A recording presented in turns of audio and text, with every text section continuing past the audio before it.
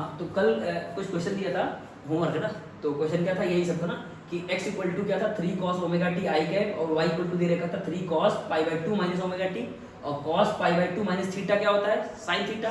तो इसको ऐसे लिख सकते हैं ना 3 sin ओमेगा टी जे कैप, यानी x कोऑर्डिनेट ये आ गया, y कोऑर्डिनेट ये आ गया, और जहां पर ओमेगा एक कांस्टेंट है जिसकी वैल्यू है 2 पाई बाई कैपिटल टी, और t जहां पर टाइम है, तो हमें बताना था पोजीशन है t equal to T by 6। तो सीधा ये पोजीशन का x में पोजीशन है और ये y में पोजीशन है ना, x में पोजीशन है y में पोजीशन। तो हम क्या करेंगे, r क्या हो जाएगा, r वेक्टर मतलब पोजीशन वेक्टर क्या आ जाएगा x i कैप प्लस, अगर तुम पहला सॉल्व करो उसमें करवा चुका हूं पर हिंट एक बार फिर से दे रहा हूं, तो r वेक्टर जो हो जाएगा सिंपली वो क्या आ जाएगा x i cap plus y j cap, है ना, यानी कि ये 3 cos omega t i cap and 3 sin omega t j cap. अब बस अब क्या करना है, ओमेगा जहाँ रखना 2 पाई बाई, यहाँ रखना 2 पाई बाई टी, और टी जहाँ रखना t बाई 6। इसको सॉल्व करोगे तो तुम्हें क्या मिल जाएगा, r आ जाएगा, r वेक्टर आ जाएगा, मतलब कुछ टाइम्स ऑफ i कैप, कुछ टाइम्स ऑफ j कैप, ठीक है। दूसरा क्या था वेलोसिटी, दूसरा क्या था वेलोसिटी, तो तुम इसको डिफरेंशिएट करोगे, मतलब इसको डिफरेंशिएट करोगे x को, तो vx आ जाएगा, तो हम निकालेंगे dx बाई dt, क्या निकालेंगे dx बाई dt, तो cos का डिफरेंशिएशन क्या हो जाएगा माइनस साइन, फिर ओमेगा टी का अंदर वाले का फिर से करेंगे चेन रूल से, तो यहाँ क्या आएगा माइनस का 3 साइन ओमेगा टी, और फिर ओमेगा का फिर से, है ना, तो आ जाएगा वो आ जाएगा हमारा vx, और फिर y को डिफरेंशिएट करोगे तो dy बाई dt, तो dy बाई dt से क्या आएगा by आएगा, क्या आएगा, तो dy बाई dt कल बता चुके हैं, है ना, तो dy बाई dt तो क्या आ जाएगा 3, और साइन क्या हो जाएगा cos ओमेगा टी, और ओमेगा टी का फिर से, तो आ जाएगा 3 ओमेगा cos ओमेगा टी जे के, तो by आ जाएगा, ठीक है। तो इसको हम एक साथ में लिख देंगे ना, इसका मतलब हमारा जो वेलोसिटी वेक्टर होगा वो सिंपली क्या आ जाएगा vx i कैप vy j कैप, यह आ जाएगा velocity vector as a function of time. अब अगला क्या है थर्ड में कि t बराबर 0 बता दो, तो जो तुम्हारा velocity as a function of time आएगा उसके जहाँ t की जगह डाल देना 0, फिर सॉल्व कर देना, तो ये आ जाएगा। अगला है acceleration as a function of time, तो acceleration as a function of time निकालने के लिए इसको डिफरेंशिएट करोगे तो x में एक्सेलरेशन आएगा, यानी कि dvx बाई dt, यानी जो vx आया उसको फिर से अगेन डिफरेंशिएट करना, तो x में एक्सेलरेशन आएगा, और y में डिफरेंशिएट करना y को vy को, तो क्या आ जाएगा हमारा y में एक्सेलरेशन आ जाएगा। तो नेट एक्सेलरेशन जो आएगा वो सिंपली क्या आ जाएगा ax i कैप और ay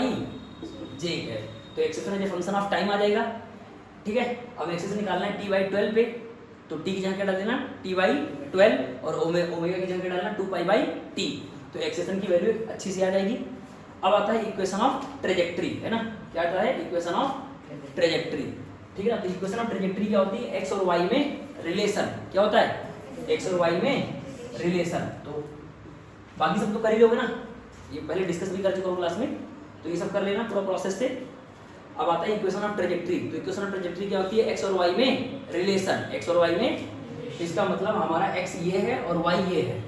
तो हमें t को एलिमिनेट करना है, तो x कितना है बोल जल्दी से 3 cos, कितना है 3 cos ओमेगा t, और y कितना है 3 sin ओमेगा t, तो मुझे t को हटाना है, t को क्या करना है हटाना है, तो अब तुमने क्या कर दिया था इसको डिवाइड कर दिया था, तो डिवाइड कैसे करोगे, तो फिर t तो हटेगा नहीं ना, तो इसलिए हटाने का तरीका क्या है, दोनों को स्क्वायरिंग करके ऐड कर दो, इसको मान लो फर्स्ट इक्वेशन, इसको सेकंड, दोनों को स्क्वायरिंग करके ऐड कर दो, क्या लिखोगे x square plus y square, तो ये क्या आ जाएगा 3 cos स्क्वायर ओमेगा t, 3 में 9 हो जाएगा ना, 9 कितना हो जाएगा, इसका स्क्वायरिंग करोगे, इसका स्क्वायरिंग करो तो क्या आएगा 9 sin स्क्वायर ओमेगा t, ये बना x square plus y square, तो 9 कॉमन ले तो क्या आ जाएगा cos square omega t plus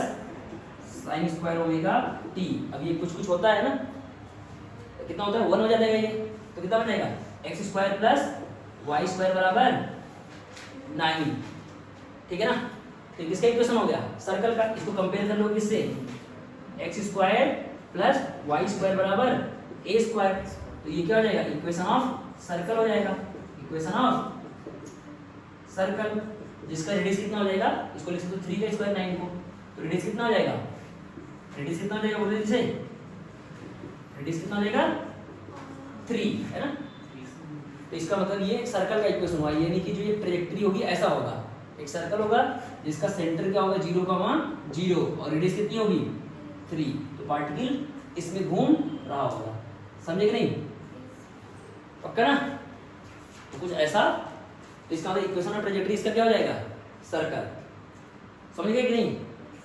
तो पाथ ऑफ पार्टिकल क्या हो जाएगा? सर्कल, है ना? तो ये हमारा क्या आ गया? ट्रेजेक्टरी इक्वेशन, x² + y² = 3² मतलब 9। तो ये किस में घूमेगा? सर्कल में। तो इसका मतलब इसका पाथ कैसा हो जाएगा? Circular motion. कैसा हो जाएगा? मतलब ये सर्कल में घूम रहा होगा, समझ गए? तो इसकी इक्वेशन ऑफ ट्रेजेक्टरी आ गई x² + y² = 3², यानी कि particle move in a circle, समझ गए? ठीक है, तो इतना ही था ना, लिख लो जल्दी से फटाफट, है ना?